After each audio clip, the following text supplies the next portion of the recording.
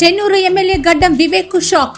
Peddapalli parliament Congress party ticket విషయంలో పునరాలోచనలో ఢిల్లీ పెద్దలు. రాహుల్ గాంధీ వరకు ఒకే కుటుంబంలో 3 టికెట్ల రచ్చ. పెద్దపల్లి పార్లమెంటు టికెట్ గడ్డం వివేక్ కుటుంబంలో 3వ టికెట్ అని ఎందుకు తనకు చెప్పలేదని, తనకు తెలియకుండా ఒకే కుటుంబానికి 3 టికెట్లు ఇవ్వడంపై రాహుల్ అసహనం. దేశవ్యాప్తంగా తప్పులు సంకేతాలు వెళతాయన్నారు రాహుల్. కుటుంబ పాలన ఇన్ని రోజులు కేసీఆర్ కుటుంబంపై చేసిన ఆరోపణలు బూమరాంగ్ అవుతాయని ఆలోచన.